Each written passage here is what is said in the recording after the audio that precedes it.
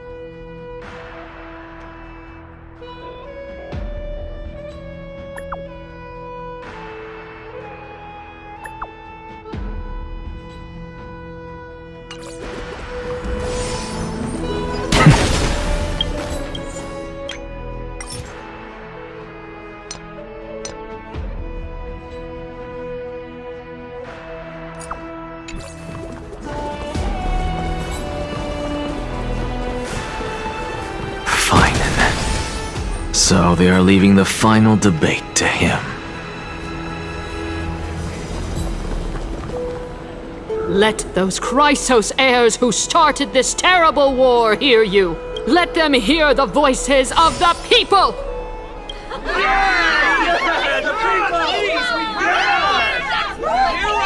Help us! As always, that woman knows how to stir up a crowd. Professor Anaxa, I thought you'd pass on this. Everyone must cast their vote, or this assembly would serve no purpose. Prof, do you truly think it's wise to entrust the fate of the world to an assembly like this? Akama has stood strong under this system for 1,000 years. It stands to reason that there is purpose in its existence, but that is not what you're asking, is it? What you really want to know is Aglaya making the right decision in entrusting the fate of the world to you? Nothing ever escapes you. I didn't spend all those years teaching you for nothing. Most people only take 4 years to graduate, if I recall. To tell the truth, I feel like I'm on my way to an execution chamber instead of a podium. So, do you have an answer to that question? No, I don't. I thought so. Because that question is not yours to ask in the first place. Is Aglaya entrusting the world to you the right decision? Don't make me laugh. That is a question that woman must answer herself. Why are you fretting about this on her behalf? Or have you been seeing yourself as her pawn all this time? Listen up. I'll say this only once. Flip your perspective around and ask yourself this instead. What should I do to ensure that the world doesn't stray from the correct path? That is what you should be thinking about. You still have time, so give it some thought. Oh, and don't bother telling me the answer. Tell it to those begging for salvation from the gods. Got it. Thank you, Professor Anaxa. That's Anaxagoras to you. Who will you be voting for? That'll depend on how well you perform. May Circe safeguard your thoughts.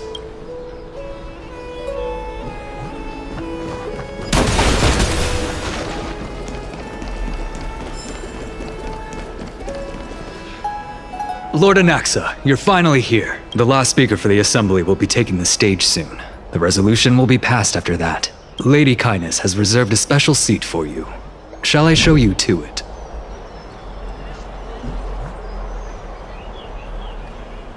All right. This way, please. I actually don't necessarily mind things remaining the way they are. The way you say it.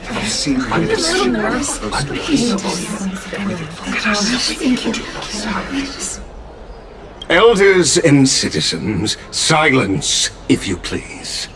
As the Theoros, I present to you Phinin of Ides Elysiae, virtuous citizen of Akama, and the last speaker of the Assembly.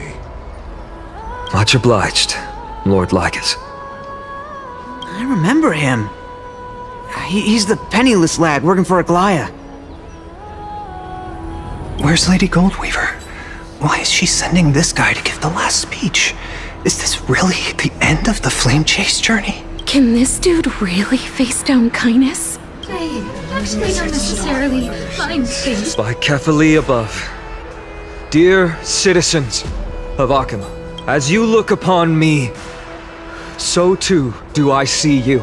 I see your fear and misgivings, your apprehension about the discord between the Chrysos heirs and the Council of Elders, and your uneasiness about the future of the Holy City.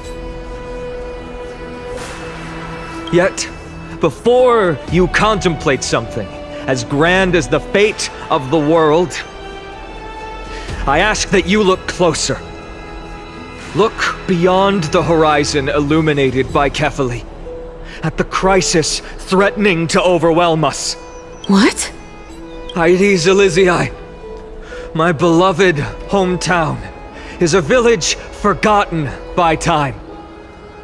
It is a place with the most invigorating breeze and wheat fields that spread all the way to the sea. I once thought that there I would enjoy a lifetime of peace and quiet with my friends and family. How I wish I could invite all of you to that paradise, far from the noise and chatter of the world. Alas, I can't, because she and all that she nurtured, all that I loved, they have long been devoured by the black tide. My beloved home is no more. I will never forget the day the black tide struck. My father, Hieronymus, fought with a broken sword to his last breath to protect his child. My mother, Aldada, she was ripped apart by monsters. Also, I might live to stand before you here and now. Galba, he was a hunter. But in the end, those arms that once drew a bow instead embraced Piso, his beloved son, as they both breathed their last. Pythias, the teacher, risked her life to save her students, but a burning beam fell on her, crushing her. And what of Livia, her daughter?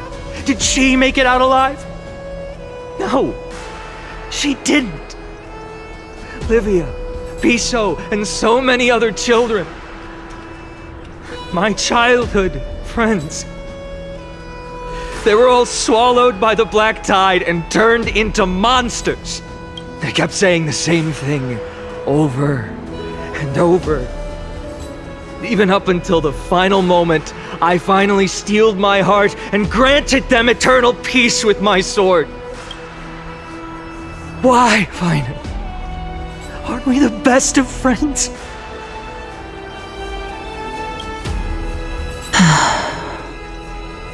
That is the black tide. A looming threat that can bring Akima to its knees any time. Cainus may have promised that with the 3 Titans of Calamity gone, Akima will return to an era Chrysia once more, but much as it pains me, I must disappoint you. While the demigod of strife has done everything in his power to hold them back, they are still coming. By now, the name of that black-robed swordmaster, the Flame Reaper, has likely echoed throughout the city already. The roaring thunder is a message from the strife demigod. The Flame Reaver has risen from death, and they hunger for the core flames of the gods.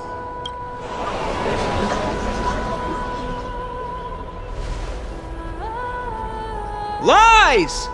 If such a powerful enemy is indeed approaching, why is Akima still a picture of peace? Exactly! The city of Akima shows no signs of pandemonium or chaos. And why is that? I beg you, spare a moment to think about this. Are we able to stand here and hold this assembly in peace today because the danger has passed? No! This peace we enjoy is no gift of fate. We are able to stand here today only because the Chrysos heirs have stepped up and shielded Akima from calamity. With her golden threads, Aglaya has preserved and continues to preserve these idyllic days that all of you hold dear. The Council of Elders claims that Aglaya will one day forsake the people because her divinity is eroding her body and soul. But ask yourselves this. Rather than offering her aid and support, why do they choose to watch and push Akima away from the Flame Chase journey? The answer that no one can bring themselves to speak of. A truth stained in blood and buried in greed, fear, and vanity. Allow me to lay it bare before you. It is because the Council of Elders, which bears Akima's history and honor, along with this citizens' assembly we once took so much pride in, are now infested with vermin.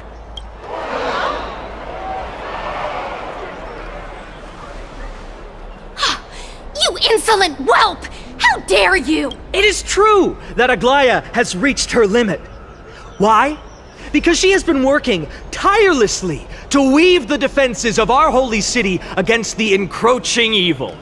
All while these vermin are making up baseless accusations about her and scheming in the shadows. Not once has she ever failed Akama. Yet these vermin attempt to tear her apart, tarnishing her name with unfounded allegations. She may have been blessed by divinity, but hasn't her heart always stayed true to humanity? They attempt to mislead you and reduce this assembly to a crude standoff between gods and humans, but citizens of Akama. Once more, I implore you to open your eyes and look at those around you. Examine them closely. Beneath all that finery, do you see the good heart of a human or the poisonous glands of a pest? Make your judgment, then turn your gaze to the demigods whom so many of you regard as cold and merciless. Do you not see the light of humanity in them? And those who wear the mask of humanity yet utter only hurtful, slanderous words, can you not see that their souls have been corrupted by power?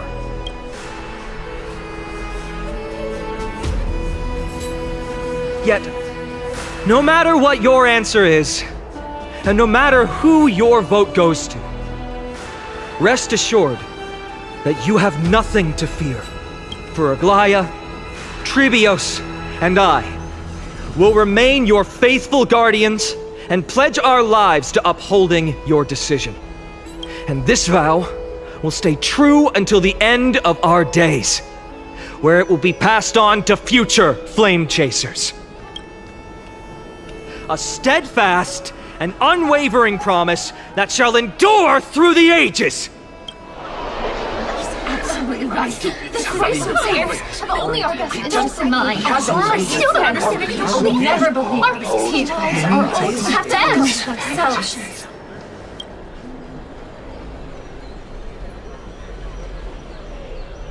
At the present time, on the scales of Talentum, those who call for the continuation of the Flame Chase journey, and those who demand its suspension. Each faction holds an equal share of votes, resulting in a perfect balance. As expected, this is the moment when the Flame Chase journey is the closest to its end. And now, it's your turn to vote, Lord Anaxagoras. Is there anyone else who hasn't voted? No, you're the last. Cast your vote with care, for your decision will break this impasse. I have long since made a decision. Very well. May you bring much needed change to this farcical world. Last vote. Watch this magic trick.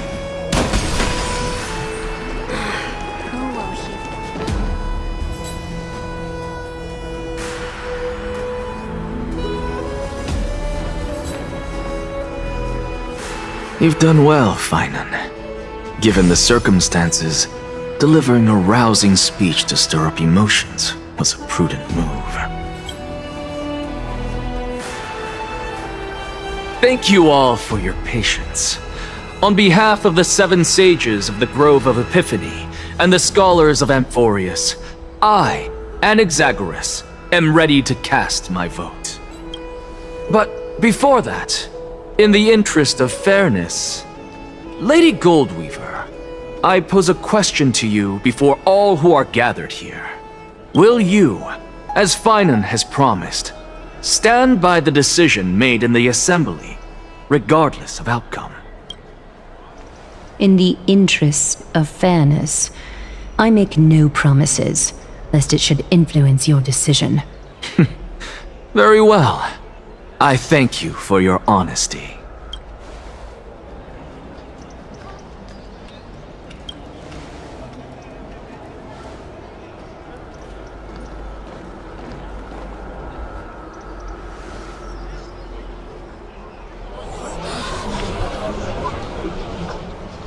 What's he doing? The stakes are high. Let's be patient. Cut the act! Who do you think you are wasting our time like this? Lord Anaxa, please do not forget that I... Rule number 1. Do not call me Anaxa. Rule number 2. Never interrupt me. Silence is golden.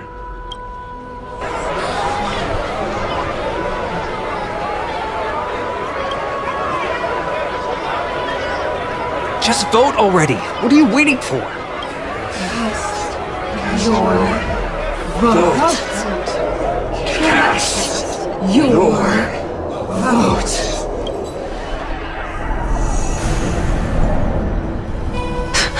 I cannot help but wonder, is every hardship in the world something you will exploit and use to your advantage? How else am I supposed to make use of this situation where my body and soul are separated? Oh, Circes. Or should I say Calypso? Accompany me on this final journey. Let us journey to the Netherrealm and see how she will substantiate the answer to your question and validate my decision. We need only to follow the sound of the tides.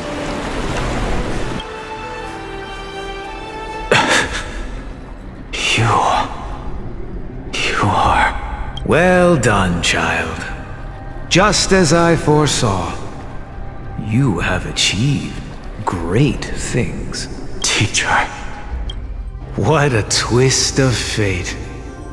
A blasphemer raised in the doctrines of the Venerationists. It's like a foal kicking its mother in the belly after taking all her milk. I respect you immensely, sir, but... You cherish the truth even more. So, child, do not be troubled by the criticisms I have borne. Do not let those voices hinder you as you forge ahead. As the sage of the Venerationists, I am duty-bound to oppose you. But, as your friend and mentor, Anaxagoras, I say, go forth, for the truth is already in your hands. I will keep that in mind. Go now, child. Your lonely pursuit is about to welcome a new chapter. And when you reach the end of this journey, may we meet again with the truth before us. You have my word, sir. May Circes safeguard your thoughts. May Circe safeguard your thoughts. You are right, Empedocles. My lonely pursuit is about to welcome a new chapter. I must be on my way now. May we meet again with the truth before us, Empedocles. What are you waiting for? Just cast your vote. Silence! Silence, everyone! Behold, Circes, here at the center of the world, I shall write the final step of my proof. For this place is but one step away from the truth.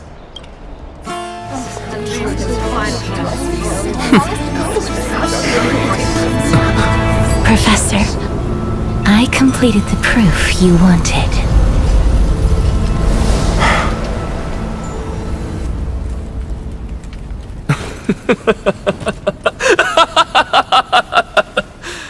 Thank you, Castorus. The answer is plain as day. My vote goes to the Flame Chase journey and nothing else! Elder Kindness, I have deciphered the truth of this world!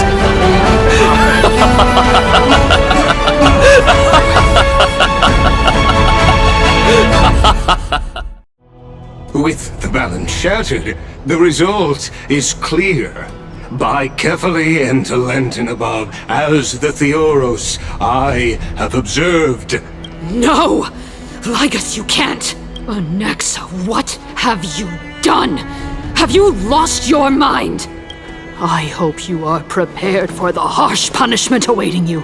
Mark my words, I will make sure that clever head of yours never forgets the price of betrayal! Have you forgotten? I told you that happens to be one of my rare talents. You put on such a grand performance, just to aid their preposterous flame chase journey? Performance? No. You are quite mistaken. I may be paranoid by nature, but I've always been known for my honesty. If you really understood me, Lady Kindness, you'd realize that I never had any interest in your pathetic little game of politics. Factions, standpoints, they are jokes in my eyes. I have never once switched sides, because I, and I alone, am the truth. Lady Kindness, with all the citizens here as witnesses, we should honor the spirit of democracy and respect the decision of this assembly. I have observed that Akama has chosen her destiny. This citizens' assembly has resolved to continue the flame chase journey. This resolution shall be put up on the Wall of Heroes, such that all citizens are aware of the city's way forward. You! It seems not everyone is ready for the assembly to end. Very well. Let me entertain you for a little longer. By your leave, Lord Lygus. Interesting. Elders and citizens, your attention, please. Stay for a moment more, if you will. Anaxagoras of the Grove of Epiphany has an announcement for the assembly. What is this performer up to now? Absolute flame chase journey. I think he'll continue. I don't know. So apropos. Frankly, still. Just moments ago, all of you made a decision on the fate of Amphoreus. As a supporter of the Flame Chase journey, it pleases me to see the choice you have made. But I regret to say that I still harbor doubts about this outcome. Thus, I hereby challenge this resolution. Tell me, who among you dare swear to Kephales's name that Era Nova will truly welcome the fairy tale ending that the Chrysos heirs have promised? A beautiful new world free of calamity and madness? Nonsense! That's impossible! What is he getting at? Of course Not even for a second. No one? Must I pick somebody to answer? Very well. You, the one acting so wise and profound. In front of all present here, do you dare swear that it will happen for sure? No? Fine. Next. You, the one with ignorance written all over your face. Yes, you. Do you dare swear by it in front of the Titan? What are you trying to do? Useless. Your turn, then. With that smug look of yours, you must be confident that the Flame Chase journey is the best course to take, right? Hey! Mind your tongue! So, no one? I see. In that case, Finan, answer me this. Your speech was filled with such passion just now. How confident, then, are you in making this promise? Professor, what are you doing? Let him continue with his performance.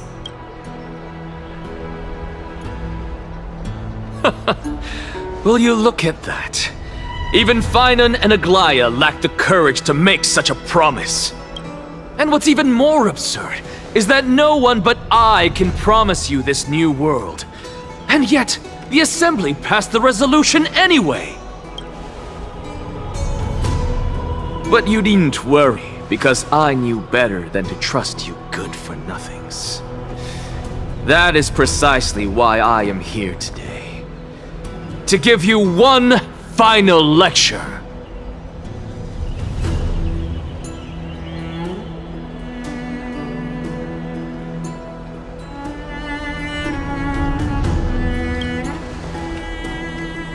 Now listen up and listen well. I, Anaxagoras of the Grove of Epiphany, hereby declare everything that the Flame Chase journey promises is true! Finan of Ides Elysiae, the prophesized demigod who shall succeed Kefali, will reforge each and every one of us in the new world with his complete, intact memories. What? The core flame-bearing titans were the Chrysos heirs of yesterday, and the Chrysos heirs who carry the core flames today will become the titans of tomorrow. All of our souls shall endure for eternity in the miracle of the World-Bearer, and all under Kefali's protection shall step into that new world.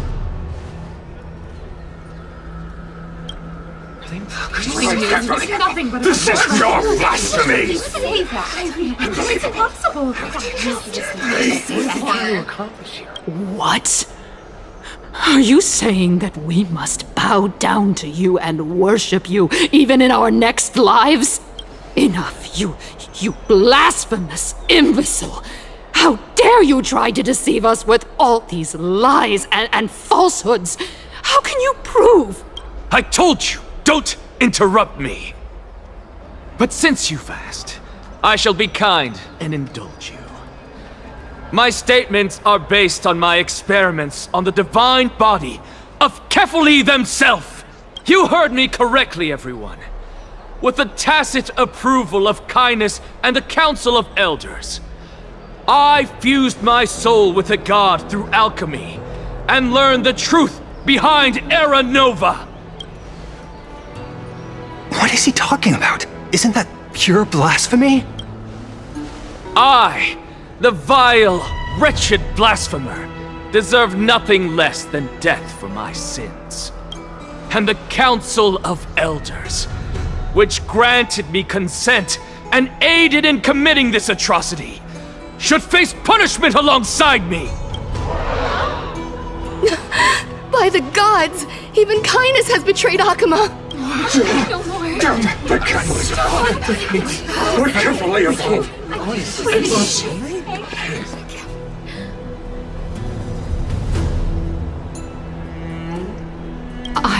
I had no knowledge of his transgressions. He did that on his own. The Council of Elders bears no responsibility for his actions. Lord Lygus, as the esteemed Theoros, are you going to simply stand by and allow the Council of Elders to be dragged through the mud? If the accusation is true, I will acknowledge it. If not, my conscience stands unburdened. Lady Kindness, the reputation of the Council of Elders was not built in a day, nor will it be shattered overnight. Repercussions await those who fool the people, and punishment must be meted out on those who abandon their vows. We should respect this beautiful city and her people. You... Lady Aglaya, the Gold Weaver, I humbly ask that you take on the responsibility of overseeing this judgment in the name of the fairness of Talantin and the justice of Kefali.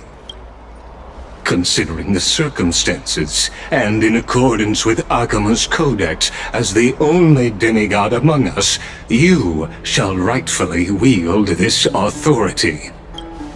The honor is mine to bear.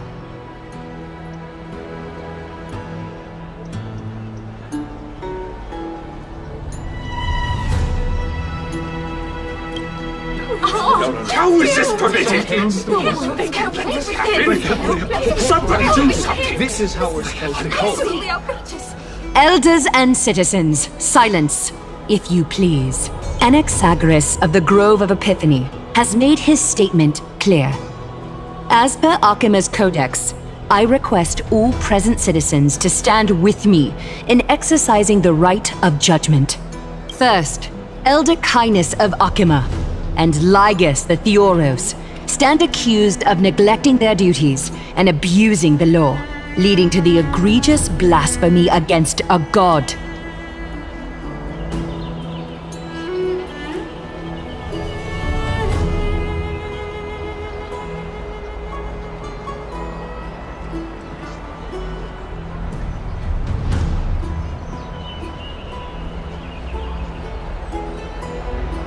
In the names of Talantin and Kefili, Akima is to form a committee before the 7th action hour to conduct an investigation and disclose the findings to the public for subsequent judgment.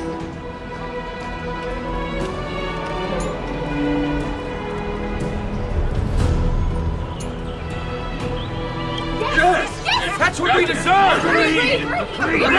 Agreed! Curse you!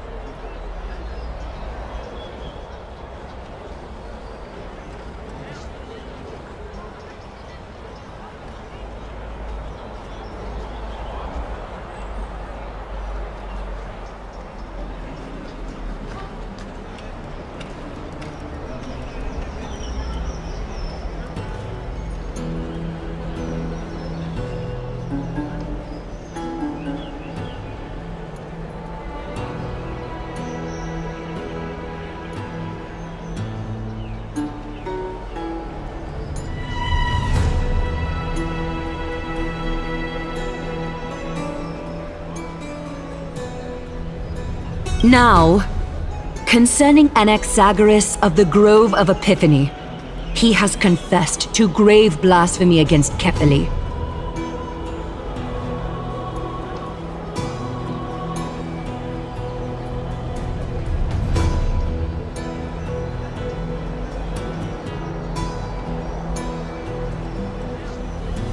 In the names of Talantin and Kefili, the accused must be allowed to hear the people's voice prior to the execution, for a chance at a reduced sentence and possible pardon.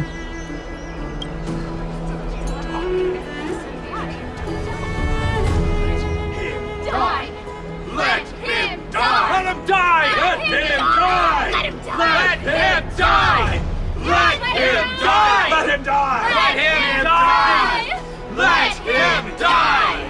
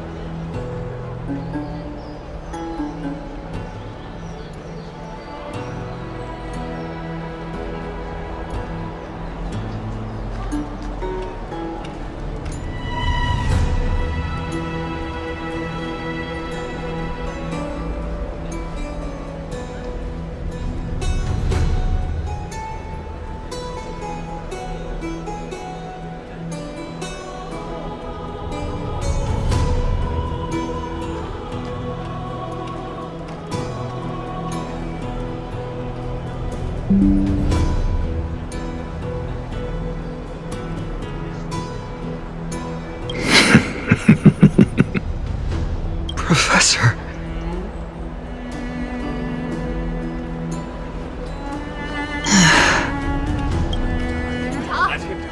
Let him die.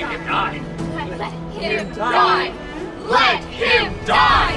Let him die. Let him die. Let him die. Let him die. Let him die. Let him die. Let him die. Let him die. Let him die. Let him die! Let him die! Let him die!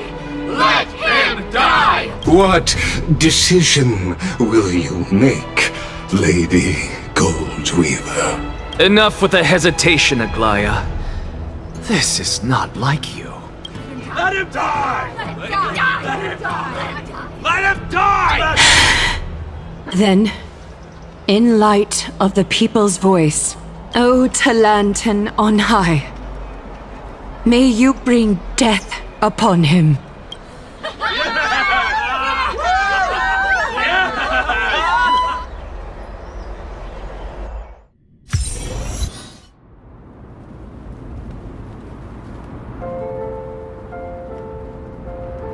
A sea of flowers. What is this place?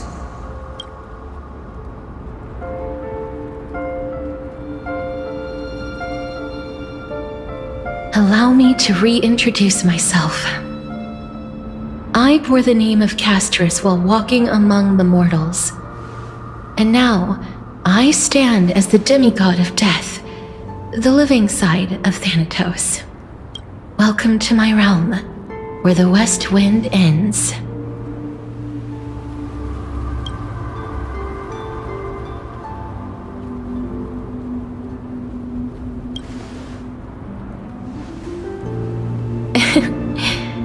Every departed soul who has arrived here has expressed the same.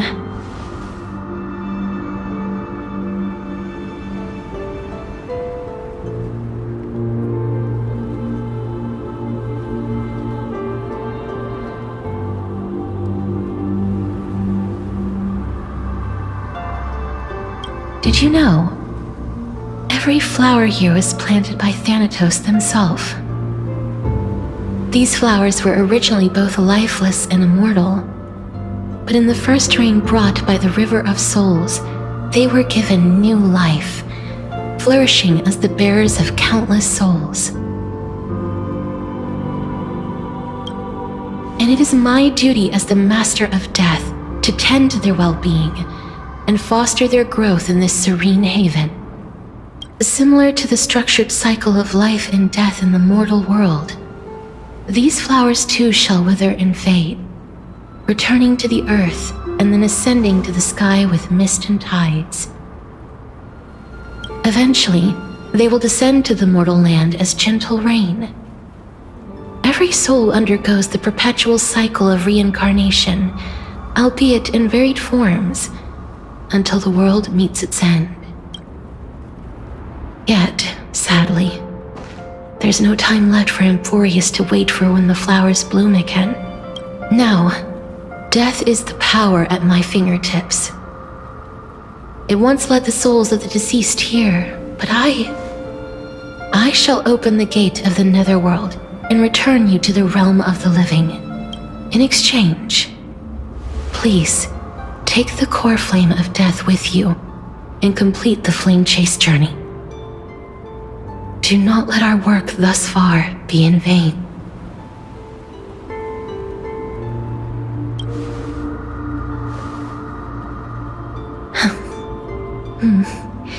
Just like the other demigods, I will stay here and embrace my destiny. That being said, it is not easy to guide a lost soul back to the mortal realm. The whispers of death are sweet and alluring.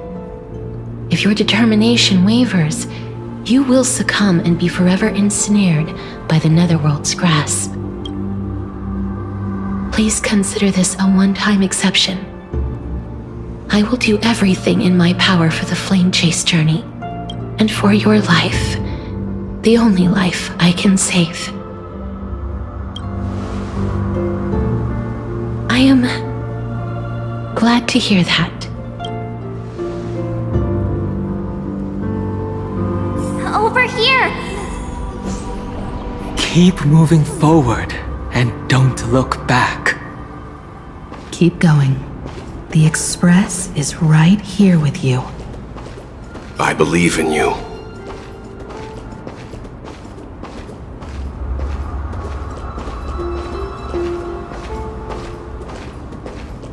Listen. Just keep moving.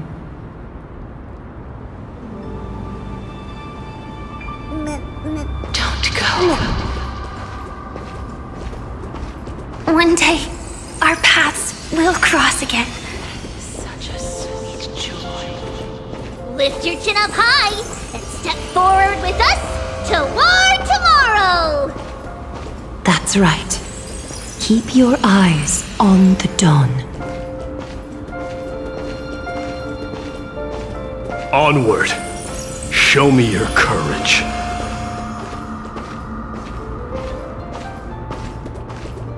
Partner, we shall become heroes together.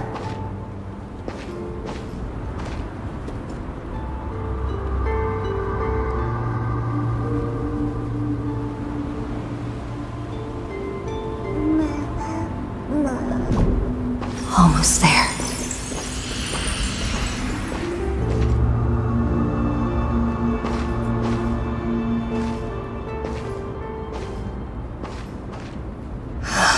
Finally.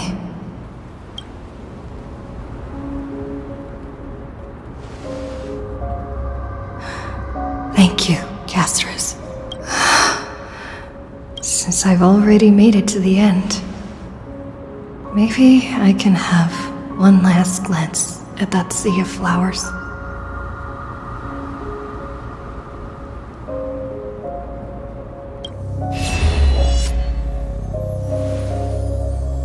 Fear not, as a touch of red will be awaiting you at the end of the path.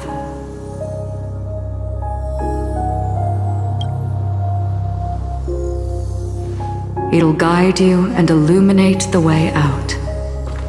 By doing so, you'll eventually reunite in the warmth of the sunlight.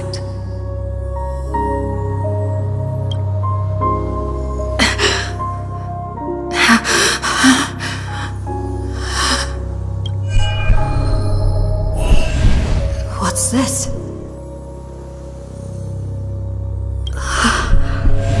What in the world are these shadows and voices? All of this is proof that you once lived.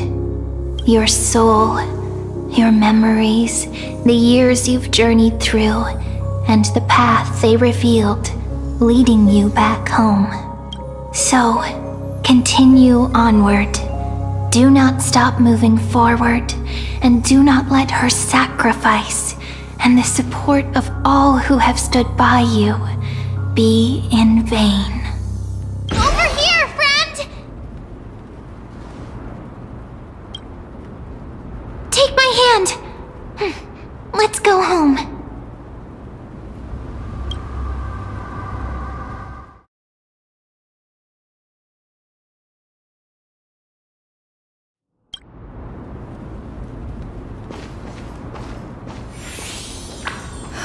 Let the trailblazing continue.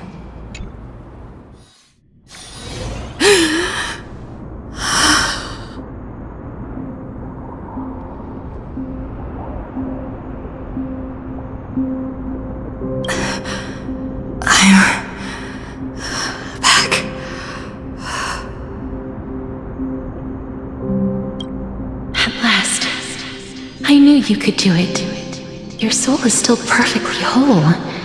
As if some kind of force is trying its best to keep it together. Is it Orynyx's final blessing? Or is it a miracle of your own? It's truly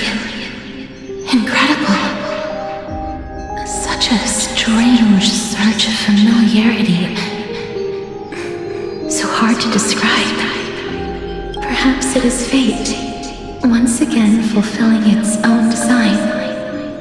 Or perhaps it is the laws from beyond the sky, so familiar to you, that intertwined our fates long ago. It seems that this is the riddle which cannot be solved anytime soon. The sensation of becoming a demigod is truly wondrous. It's as if the river of souls is winding its way through the depths of my spirit, transforming with each breath into a fine rain that nourishes the world. Do you recall that prophecy? At the end of the sea of flowers, the souls of the living shall warm thy fingertips, and after an embrace, there shall be eternal separation. I promised you that I would do everything in my power to give it another meaning. Now, as I stand as a demigod and destiny draws to a close, I can finally end it in a way that is as beautiful as it deserves. The wish I once sought but could never grasp is now within reach. In this brand new world, every blooming life will lift its arms in celebration and recount the profound meaning of this very instant. Every touch, every embrace we share will never again be an ice-cold loss. They will radiate with an intense warmth, sowing love far and wide throughout the land. The other shore is very cold.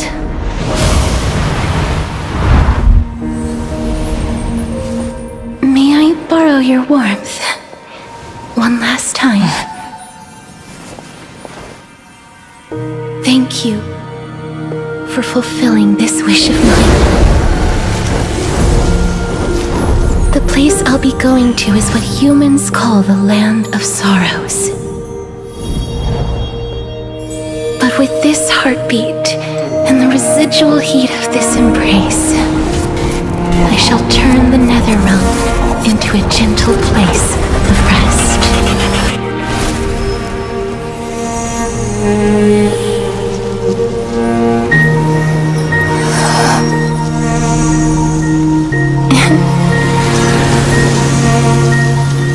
This embrace may be brief, but it's the proof that I once lived.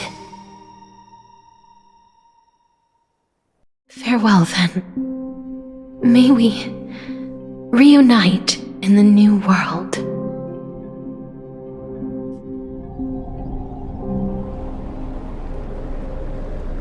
That grand and absurd performance was what you've been seeking your whole life? I gave up everything in search of truth, and it culminated in this very moment. You, on the other hand, performed as I expected. You did not hesitate when you saw the chance to attain power. It's as if you crave power, like a fly craves rot.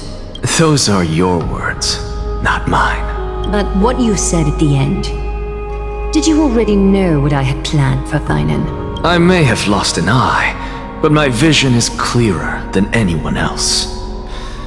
You've nearly exhausted your humanity. You're no different from my current state as a walking corpse. That's true. I've long since burned to ash over the past 1,000 years. Only he is capable of unleashing a raging fire that rivals our final great enemy, Aquila. So, this is our last chance.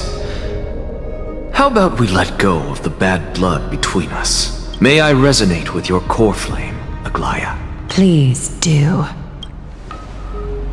That's impossible. To persist with your soul thinned to such an extent. You're insane. Just as you fight to lug your corpse onward to complete your unfinished goals, I have my own reasons for doing this. Until Finan grows into his position as the prophesied leader, I must continue to lead everyone on the flame chase journey. I must keep inching forward, even if only as an empty shell. I've long predicted this was the case, but I didn't think you'd already lost so much. How ironic. We would have avoided so many misunderstandings if you and I had just spoken this candidly before. But casting aside our ideological differences, there is one thing you and I agree on. Finan. Yes. He was born to be a hero. He understands the hearts of the people, and I can confidently say he is a far better leader than you. Only he is capable of fulfilling your mission. Sadly, he is a man cursed by Nestia. But by my estimates, his horribly elaborate sense of style should not impede Aranova. Congratulations are in order. We found common ground at the very end of our destined paths.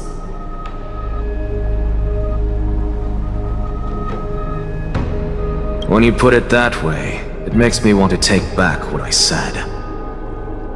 Glaya, we're back!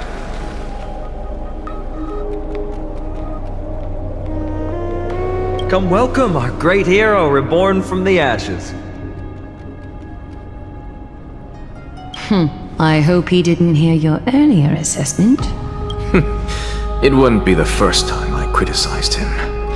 A man should be aware of his own shortcomings.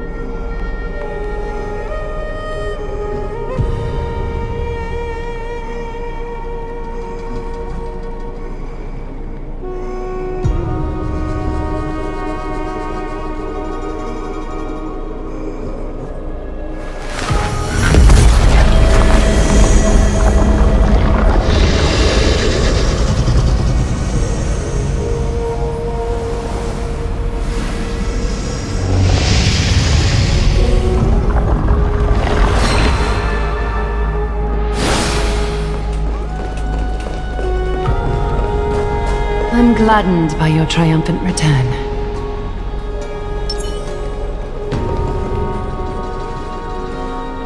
But I don't see Castris among your number. It looks like she not only helped me prove my theory, but helped you fulfill your mission as well.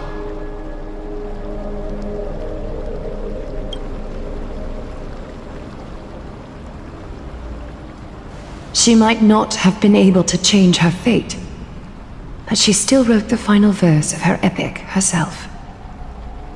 Trinin, please recite the prophecy for us. Trailblazer, please surrender that scalding cool flame for us as well. You are the only life she ever saved by her own hand in her 1,000 years on this earth. I believe no one is more qualified for this noble task.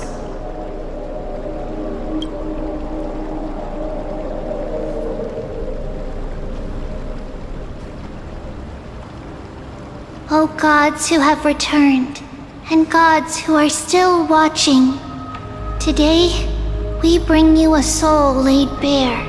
The hand of shadow, Thanatos, remembered their name from the past. From daylight they came, and to their fragrant dwelling they return, to walk now among your ranks. And there was one who joined hands with the Titan, a traveler risen from the dead, and reborn among mortal kind. She is the everlasting night, and shall now proclaim in her good name, O Majesty of the 12 Titans, pillars of the world. We seek your divinity to mend the rifts of the world. Fill our bodies with blood of gold, till we wither in willing service to the prophecy.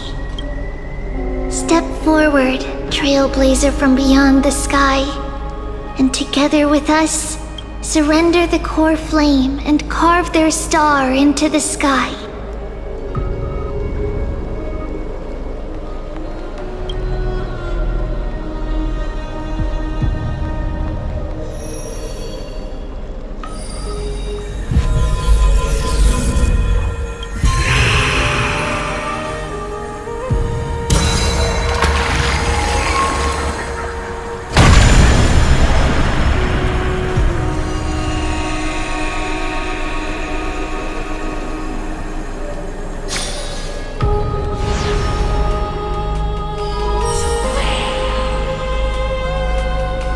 Constellation for death. For life and death, to be more precise.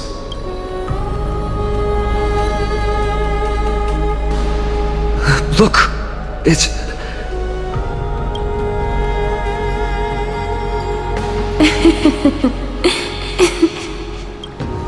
Is that Castorus? No, it's only a divine echo. I think she's here for the trial.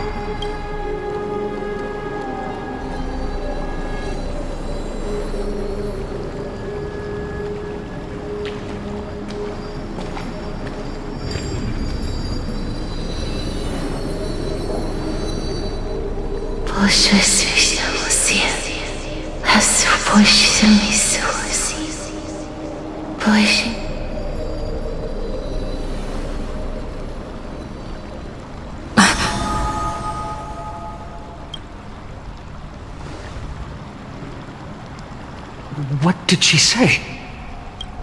That's the language of the Titans. Castorus... No. The Titan. They said... I have illuminated the cold shadow of death. Onwards. For your path to the future is bright and its flame eternal.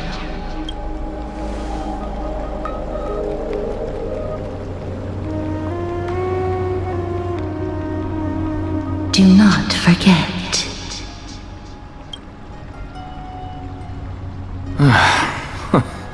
She made quite a scene. I suppose it's my turn now. I won't stop you. Professor, you... What's with that look? You were present, so let's get this execution over with. We wouldn't want to bring shame to Akima's divine laws or keep me from creating a new world. You never change, do you, Professor? I don't understand. If your theory is correct, you'll lose all memories of your past life once you become a Titan. So what's the point of becoming a god? Of course there's a point. Even if I forget who I am, I'll still have my brilliant mind. It goes without saying, I'll find a way to retrieve memories of my past life. Besides, I still have you, don't I? I still don't really understand what you said during the assembly. Even if it were true, things reforged from memory could never be the same as the original anyway. Then allow me to tell you right now that you're wrong. What exactly are we? My answer is that the Chrysos heirs are the future Titans and vice versa. Of course, this answer only applies to us. So, what are we when it comes to regular mortals? The very essence of the world, our souls, are tiny invisible seeds that hold records of each person's memories of the world. And we are the buds that sprout from these seeds to grow into great trees. Is that what Newsporism means? Correct. Once our physical bodies are born, we become new extensions of the world. From there, we plant our seeds into someone's memories and then scatter them into the hearts of countless people in the future. Just as seeds are affected by their environment, so too will our appearances differ across memories. But the partial memories we carry will always be the same, because that is just how the world is. To destroy our very existence, one must destroy the world itself. But we have someone who will still live on with his perfect memory. That person is you, child of Kefali. This is what it means to be the world-bearing Titan. So, carry everything of this world and live on. Don't disappoint those most precious to you. Don't disappoint Lady Goldweaver, and especially, don't bring dishonor to my theory. Anaxa, I swear to you, I'll lead everyone to our reunion in the new world. Good. That is all I have to say. Farewell, everyone. May we meet again in the next life. Farewell, great performer. May Circes safeguard your thoughts. May Circes safeguard your thoughts. Are you satisfied, Honorable Titan? Very. I hereby swear I have borne witness. Anaxagoras of the New Sporists and the Grove of Epiphany has successfully overcome the trial of reason. Thus, I shall confer upon you these words. You shall transcend the peaks of purity and return to corruption and hardship. Oh, so that's a god's prophecy. It sounds like you just rephrased my past, present, and future. Ah, Circes. Is that all you've got? Well, you've already transcended the peaks of purity, and you were never the type to give me any leeway. That is true. But I do still have one question. I knew it. What is it? Maybe we're thinking of the same thing. As you've so boldly stated, we and the world itself live on through the memories of others. If that is the case, whose memories did the very first new spore sprout from? How should I know?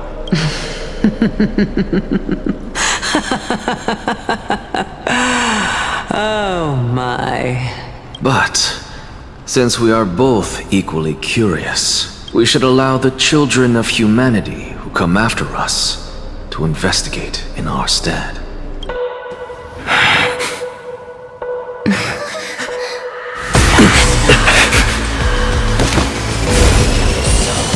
Rejoice, Circes. I sow the seeds of suspicion in the new world with your soul! And now, the objective is complete. That is all.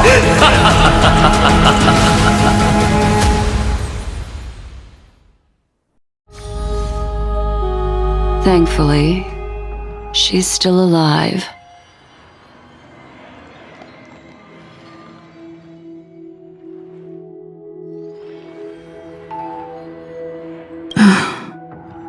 Was March 7th also in this condition when she was first rescued by the Express? Her condition was very similar. It's just that at that time, the Express did not have a memo keeper who could diagnose her condition. But she still woke up naturally. Looking on the bright side, that might happen this time as well. When March awakened from the ice, her memories were completely wiped clean. I want to prepare for the worst and prevent something like that from happening again. Can you share with us your hypothesis? I do not have conclusive evidence, but judging by her current condition, perhaps March 7th's memories have been hijacked. Hijacked? Think about it, Miss Himiko. What will happen when someone loses their ability to remember? I'm not a biologist, but I hear that there's a species of fish on Von Wach that has the memory span of less than a second. It forgets anything that occurs in the very next instant. Perhaps something similar will happen? Unfortunately, short-term memory is an entirely different concept from the inability to remember. Perhaps it is difficult for you to imagine, but an individual who has lost their ability to remember turns into nothingness. Nothingness? The belief of the Garden is that everything in this universe can be interpreted through memories. This is the driving force behind the continuance of this path. The past is made up of memoria, while the future is a possibility that will eventually be converted to memoria.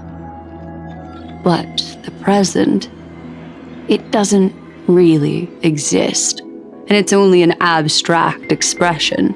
Therefore, when a person is affected by the path and loses their ability to remember, their physical form will also be affected. These ice crystals are a manifestation of that. Miss Black Swan, there is one thing that I haven't looked into deeply until now.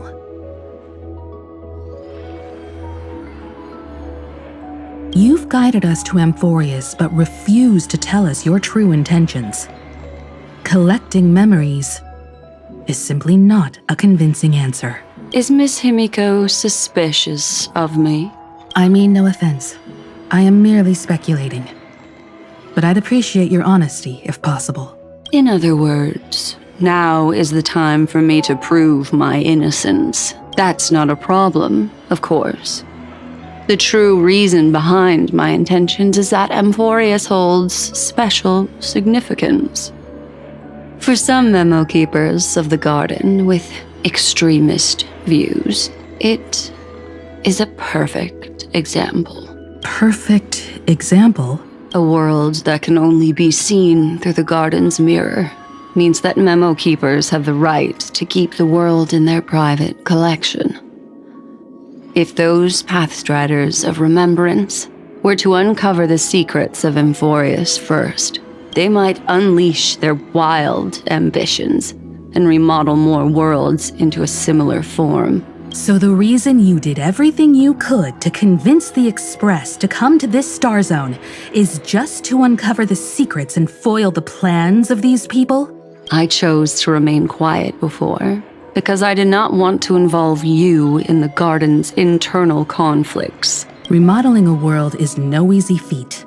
These extremists likely aren't just simple Pathstriders. Do they wield the powers of Emanators? You can be even bolder with your guesses. The people that I'm talking about, they aren't just individuals. They are an organization that has already attached itself to the pinky finger of Fu Li. So what you're saying, could they be the ones who hijacked March 7th's memories? I cannot be certain, but at the very least, they are capable of doing so. I am deeply sorry about what has happened to March 7th, but the deal that I propose still remains a fair one. Amphoreus is still an excellent destination, and investigating further might allow us to uncover the truth behind the accident. Miss Himiko, the wisest choice right now is for us to continue cooperating. What's wrong?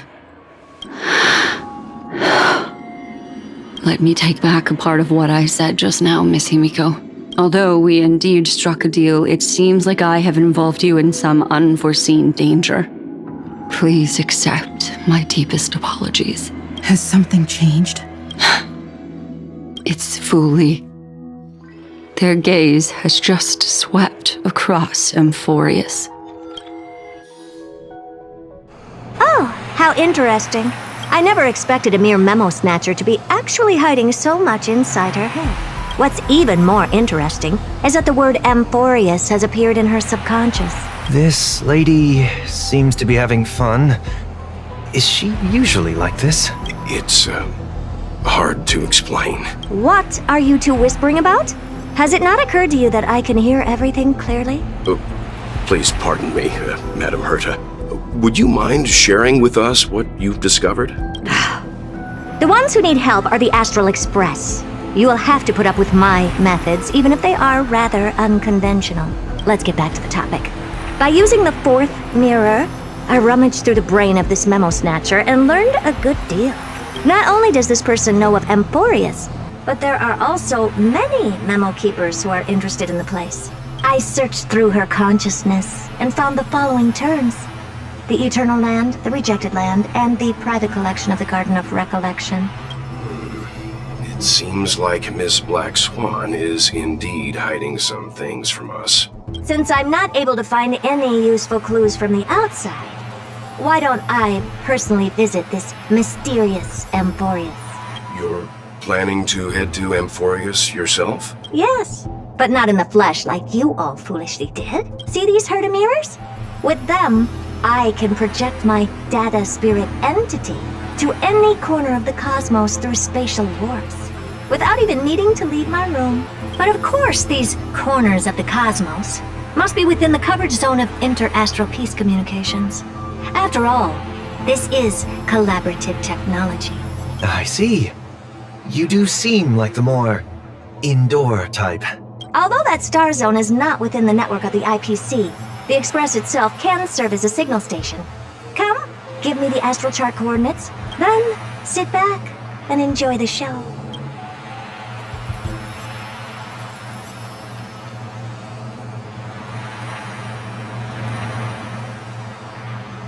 All right, now that everything is ready, mirrors, get to work.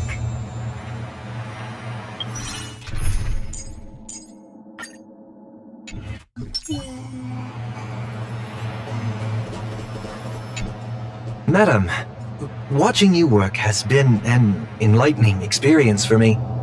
It's hard to imagine that an outstanding scholar like you could maintain such a relaxed manner most of the time. Your calm and collected nature is truly a trait that I should learn. This brat.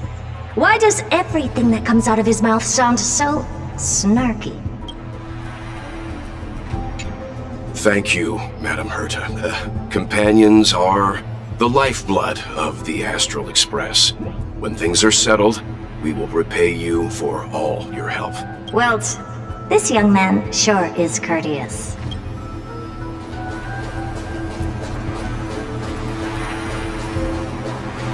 First mirror, input the coordinates. You'll be in charge of the spatial warp. As you command, Madam Herta. The preparations are complete. I wish you a pleasant journey ahead. Second mirror, prepare for the thought refraction. There's still some distance from the Astral Express to the Amphoreus celestial body. You're in charge of sending me over. This time, raise the power to the maximum. Don't be stingy. Oh, okay. I won't fail the mission, Madam Herta. Third mirror, you're in charge of generating the data spirit entity. I'm happy to help, Madam Herta. What kind of appearance are you planning to use this time? Good question. Let me think. Forget it. Just use my own appearance. There's no one there that'll recognize me anyway. As you wish. Fourth mirror, you'll be in charge of... It seems like I have nothing for you. Just stand by and wait for orders. Ah, standing by again. That's so boring. Next time, can you count down from 4 instead?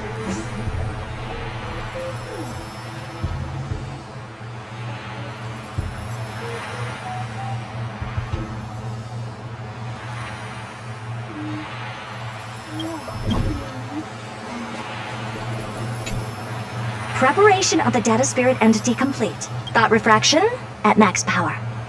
Excellent. The first mirror. Let's get going. Have a safe trip, Madam Herta. May your journey yield good results. Coordinates input complete. Preparing to activate spatial warp. Destination, unknown celestial body. Amphoreus. Spatial warp countdown. 5, 4, 3, 2, 1. Warp activated. Oh! So that's Amphoreus? Its appearance is, well, sure is unique. Second mirror, prepare for thought refraction. It's time to send me in. Alright, please read the safety protocols carefully. Can't you hurry up? Yes, ma'am. I didn't expect it to be so turbulent. I should have asked the second mirror to use slightly less power. Oh, what a magnificent sight! Is this the entrance to Amphoreus? Let's see. Perhaps I'll be able to find a way in. What's this? A statue? It's ugly. I don't like it.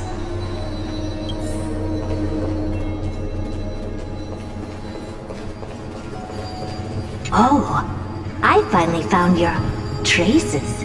How esteemed must you be for the great Herda to come out personally? When we return, get ready to become free labor for the simulated universe for the rest of your lives. What's this? How creepy. Oh, it moves? Who are you trying to scare? It's either a projection or a fake. There doesn't seem to be much to take note of. Now then, how am I going to get into Amphoreus?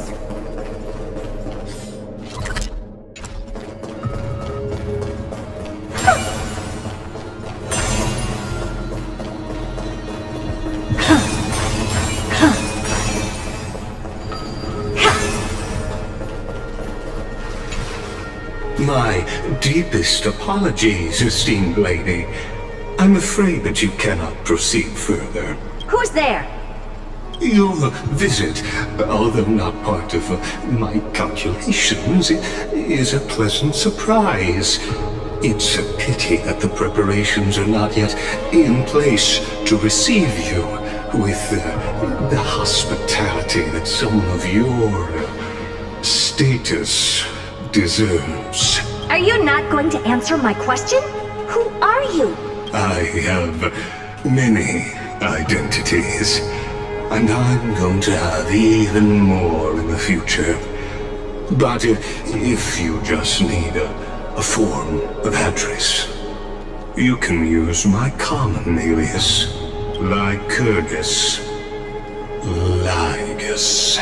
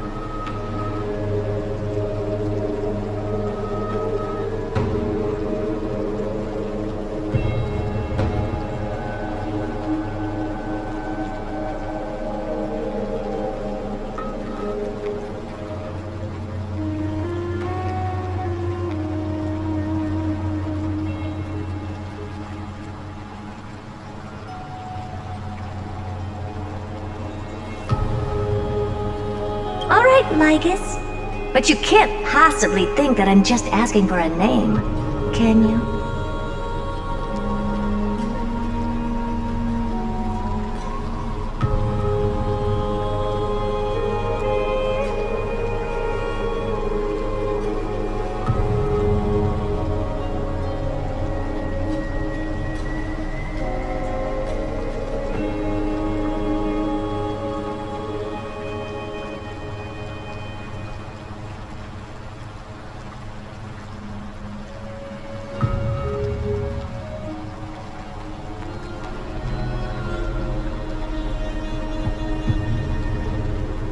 Regrettably, I do not have the authority to share more information.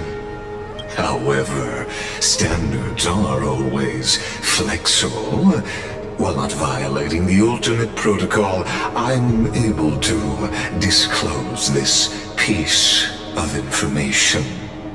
As you thought, this is the entrance to Amphoreus. Now, please, kindly turn back. Amphoreus is not a world that you should be involved with, regardless of what kind of magnificent achievements you have accomplished. This place will not open its doors so easily. You seem to understand me very well. Then you should know that I have no reason to listen to you. Your reaction is completely within my calculations.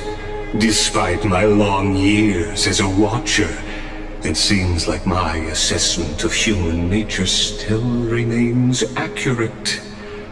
From you, I'm able to sense a beautiful desire for knowledge, but my answer remains unchanged.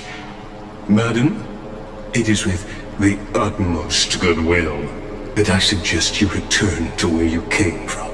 Let's assume for a second that I'm not so well-mannered, and that I insist on uncovering the secrets hidden behind you, Mr. Lygus. How do you plan to dispel this notion of mine? Within the scope of the Ultimate Protocol, there are 178,244 logic chains at my disposal to convince you.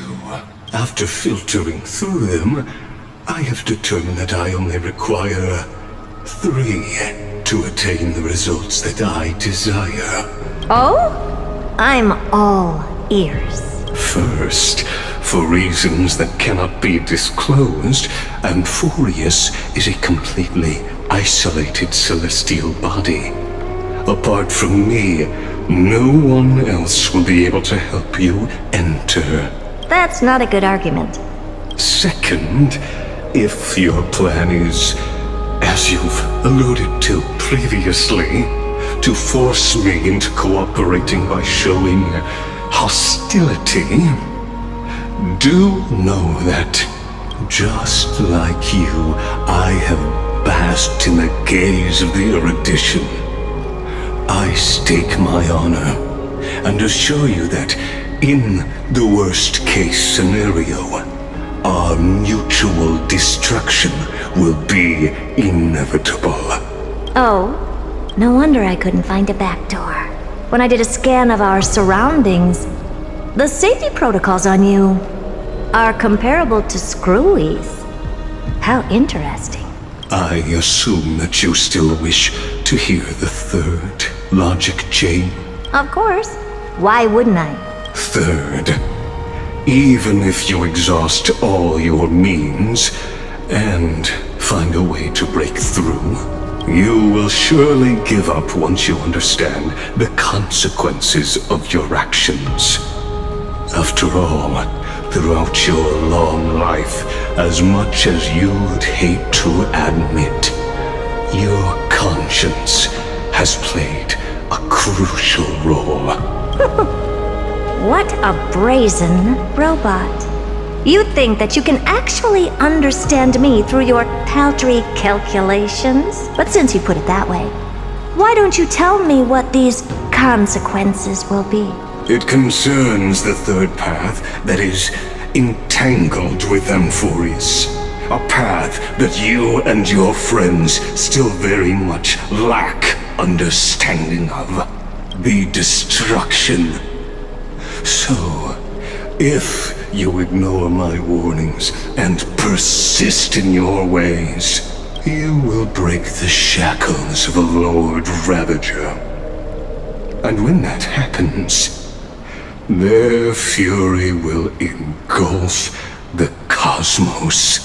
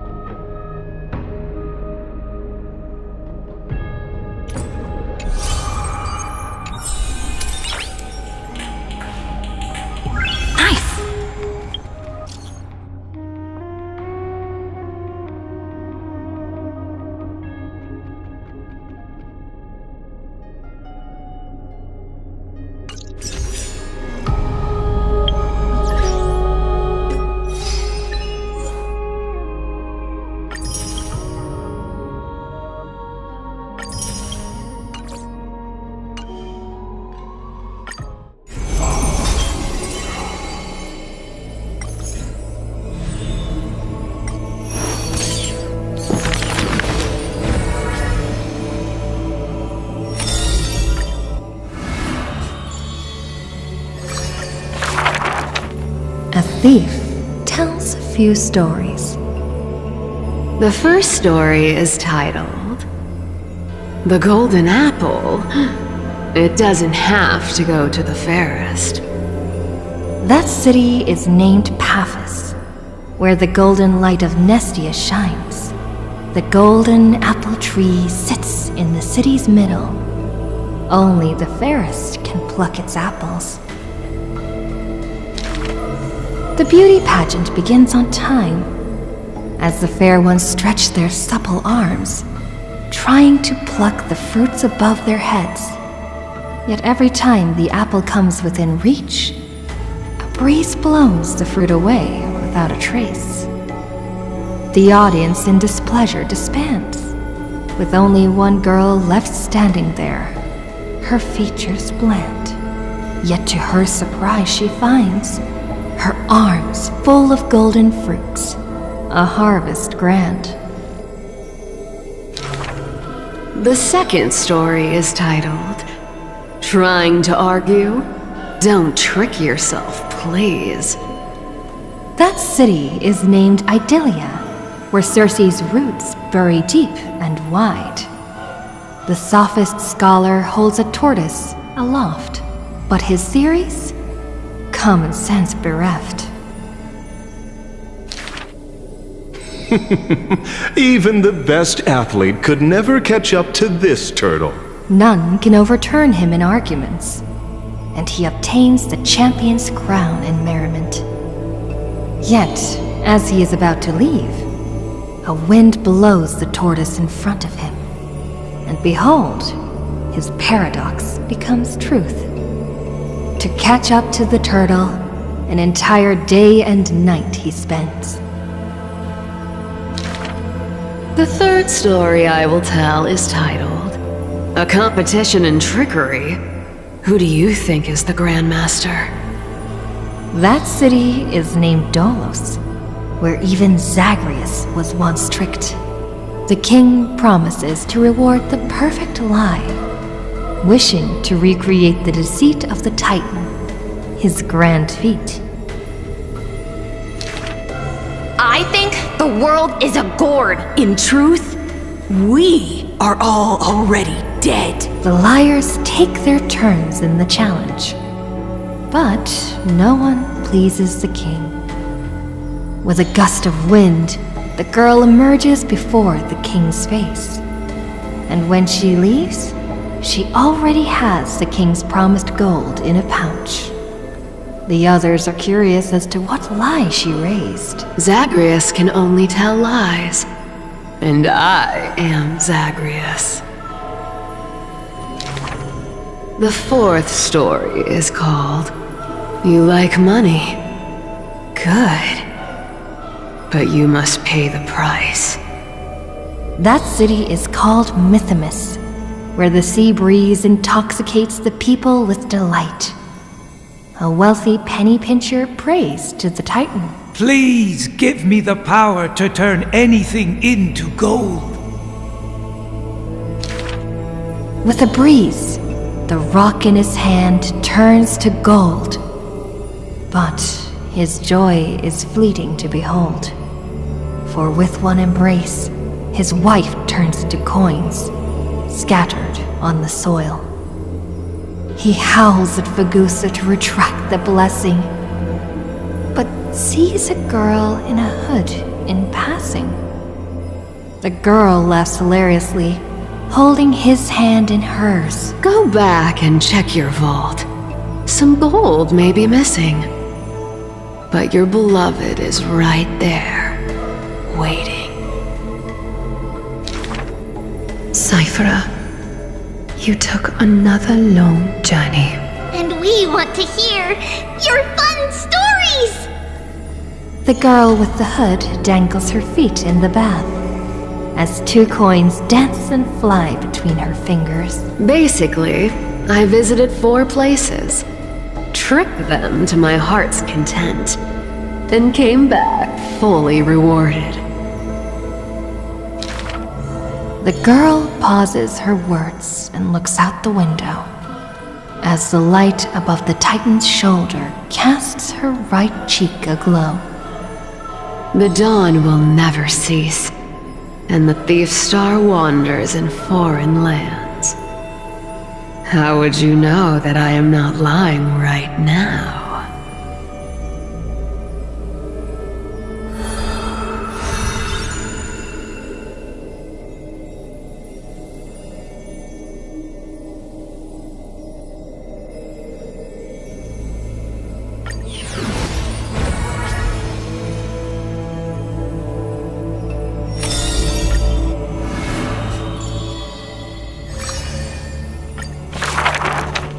To the dead, when she bids farewell, she casts this slate into the fire, an act futile. I have never heard of lands with such customs. At this time, something drizzles down the slate, full of colors, seemingly tears for the Reaper of Chills. It turns out the slate is inscribed with poems, and every phrase is diligently colored with skill. Before people pass away, I write down these poems. That is the limit of the girl's answer, and she only responds with silence for requests to read these poems. As time goes by, she finally opens her petal-veiled heart, and the reason behind her reluctance to show her work is finally clear. My poems are still too green. Not worthy to be art. It stems from the girl's shame and discomfort. It seems the girl once also loved to imagine with effort, and many wild tales were written on her part. A misunderstanding was what made her cease this art. It was a pair of arch-enemies who gained fame in the war. One of them burst into laughter after reading the girl's poetic words. He and I clearly wish to kill and tear each other apart. But in your eyes, you think we are close, unable to part. She did not write poetry as a pastime. It is said that she left great works under hundreds of names. In different times, she even criticized her previous beliefs, making her identity even harder to assume. I still found her weakness after many twists and turns. No matter how fickle her thoughts, she never lost faith in those words regarding the value of fragile mortal lives. She is heartbreaking and enchanting. She is the fingertips of death and the ghost of love and poetry. However, those poems have brought her many complaints. The poems that her hands composed all lack an ending of any kind, and the Maid of Death has no desire to continue them. This is truly difficult to write. The girl excuses herself. My duty is to lead the living to the end. I cannot think of a fitting end for a poem to the dead. Such is the epitome of lies. One who's grown used to death remains inexperienced with farewells. Therefore, I extend her an invitation. In the story belonging to herself, she can leave an ending reserved only for her. What she brings is not only death. She thus replied when we first met, and when we meet once again for the last time, she again deliberates over this closing statement. Apart from death, there is something else that is worth remembering. That is the journey she walked.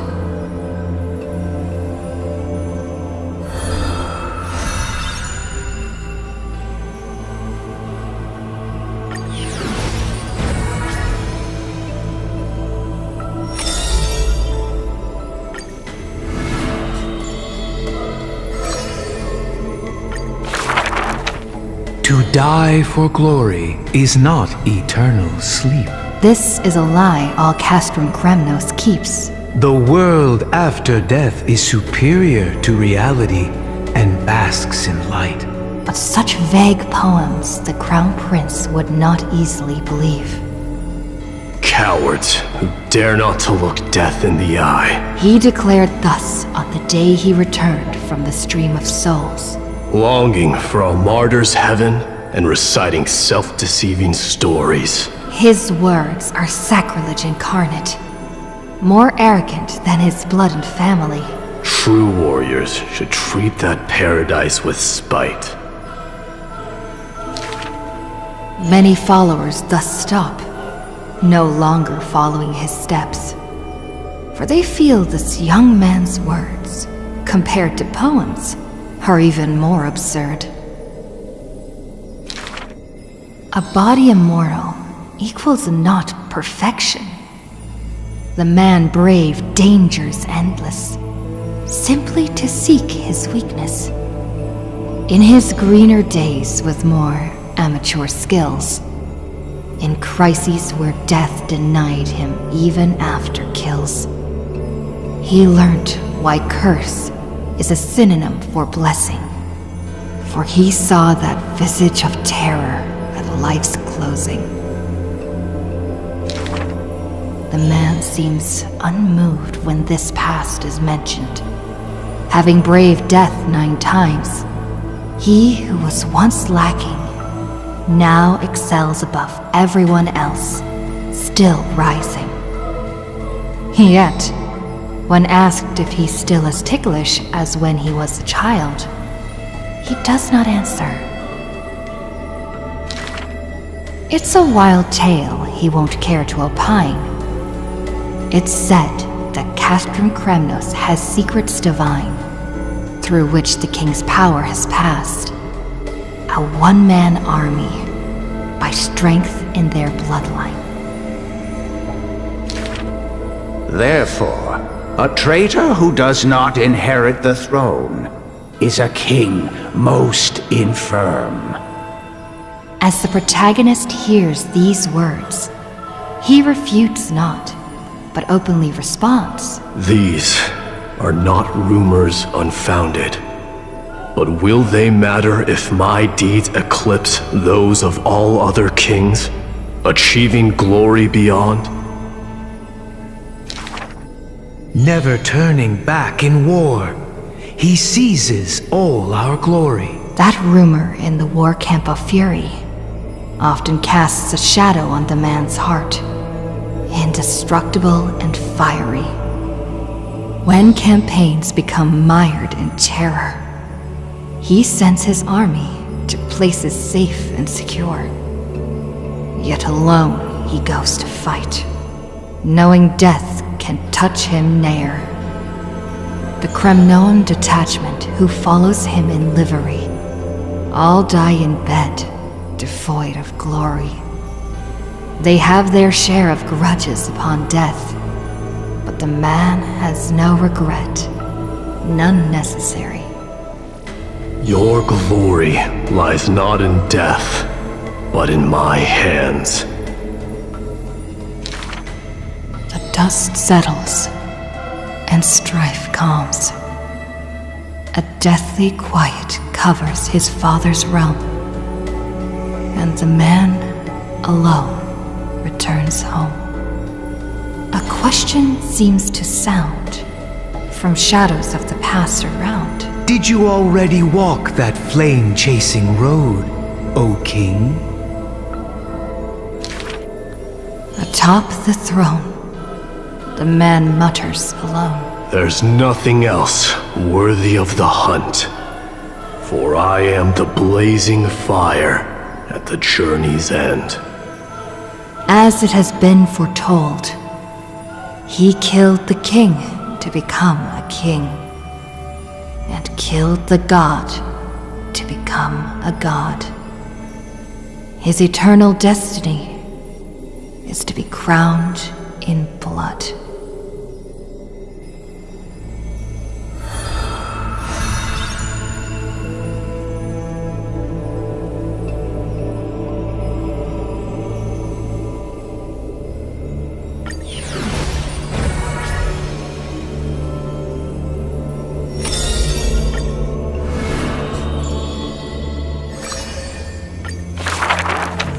In the past, when strife swallowed the earth, and schemes disrupted the hearts of friends, the maiden who was yet a weaver was wrapped in a cocoon most grand, untouched by the storms sweeping through the land. She spent her youth in a palace of romance, surrounded by treasures, with even maids beautiful beyond belief, often bathing in the praise and admiration of wealthy nobles. Till warfare set the threads aflame, and the devoutly praying priest was slaughtered before the altar. The family, adored by all, perished before their courtyards, and the blood of her maidservants dyed her golden mantle red. The golden threads covering her eyes snapped, and the concealed truth finally appeared firsthand. Before a strong wind, a weak nobility cannot stand. In the long, endless war, the Goldweaver family was shattered by the sword, and the legacy of romance became a tragedy. She had a broken mansion and an empty house. The nobles who once loved her, none now willing to help her. All the romance, talent, peerage, and beauty, what use are they in a disaster? As she closed her eyes in melancholy, the maidservant pushed a broken loom to her earnestly.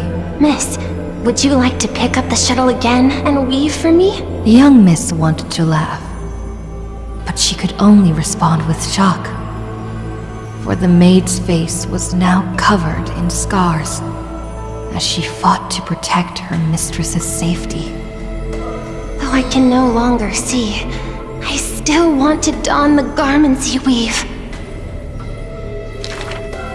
And yet, when she heard this, the desire to weave overcame her fears. Therefore, in the broken shadows of a house, the loom of romance moved once more. The garments were exchanged for copious gold, buying back her renown of old. Yet beside this mistress most noble, there was always a blind maid in tow, dressed in luxuries unfitting. As the weaver attended banquets, the praises of her youth returned. That majestic lady must be Nestia in the flesh. But harsh words also joined. The mistress's beauty is quite reduced by a maidservant so unsightly. The maidservant apologized in embarrassment, lowering her head. My mistress, I have brought you shame. Yet her mistress brought her to the middle of the ball, having her garbed in the latest dress, as the model. She now knew that praises and ridicule were both untrue, and that romance cared not for beauty of the face. The golden thread of gods exists only within. She is no longer that helpless girl. She already carries the god's authority and walks the hero's route. But she still cannot hold back the calamity of strife. The unsightly maidservant blocked the dagger aimed at the mistress's soul, and blood once again dyed red something she wove. That was the last time in her life the maid's face she clearly beheld. When sewing the death shroud, she could not control how her fingers shook, often pricked by the needle sharp and acute. Thus that pristine white cloth wept with tears of blood and gloom. And when the day of the funeral came, she saw the commoners' endless graves, and the nobles dressed in silk, frolicking in the groves, and sadness overwhelmed her in droves. Is this the destiny unleashed for their act of chasing God's core flames? She kneels before the divine statues and prays to Nestia of romance to look at these garments soaked in blood from the flames of war. Why are those that appear so fair in fact ugly in truth? Why do faces unsightly contain souls cut from noble cloth? Why can the blind see the light? And why do those with eyes only see night? The dying god remains silent. If you no longer have the power to see, then with my destiny, she grasps the burning core flame. I'll exchange for eyes that can see everything. Warm liquid flows from her eyes that now see all. In that instant, she is sure that she saw the manifestation of beauty.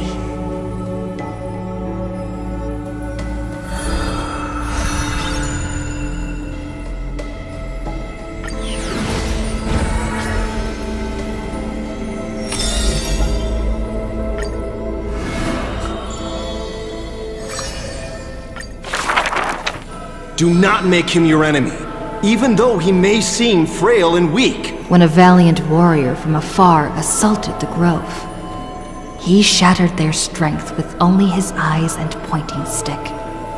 He sent them running, pride cut to the quick. He may seem cold and unkind, but he sees through human emotions with just a peek. A student was troubled by love's trials and aches. With one sentence, he guided them away from heartbreak, letting destiny's strands weave a path to love and happiness's shape.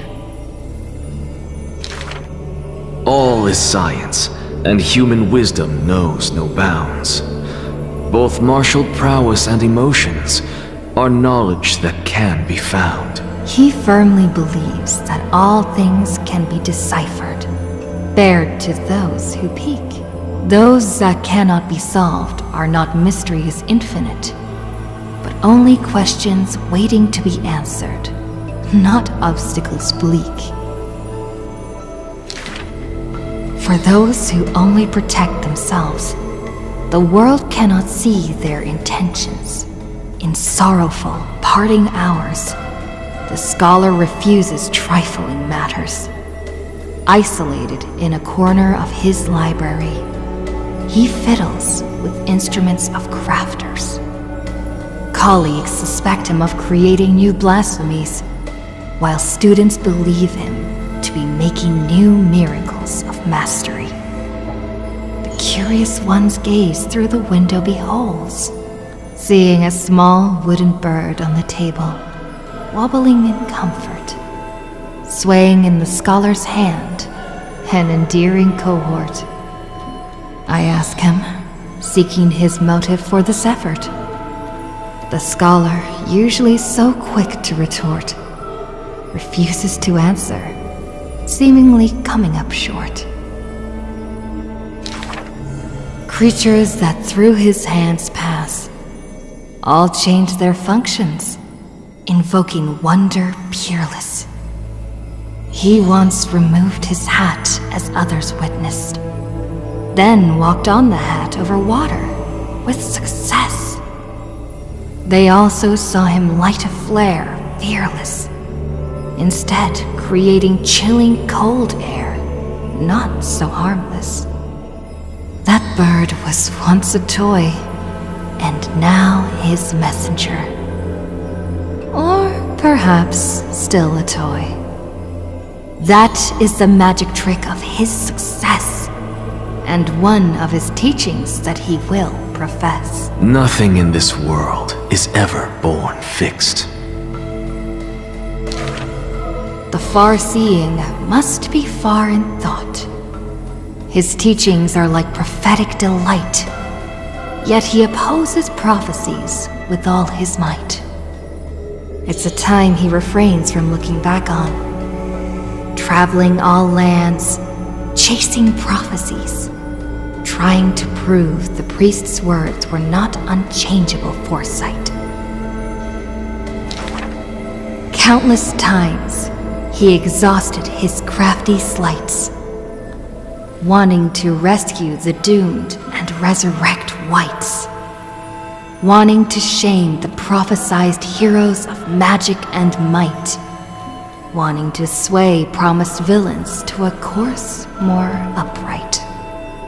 Perhaps fate could not guess his goals, but it could trample over his plans overnight. At the end, all his challenges flicker out, but he persists still in endless plight. His ambitions are too lofty, and so failure follows him never too softly. Through moments of defeat, felt increasingly common, the scholar learned one thing he has never forgotten. Respond to defeat with a smile haughty. Not from optimism, nor from a defeat of the heart. I thank this misfortune's severity. The laughter oozes with self-mockery, but is also full of a different emotion. If this road is easy to walk, then future generations will not praise my name in piety, says his ambition.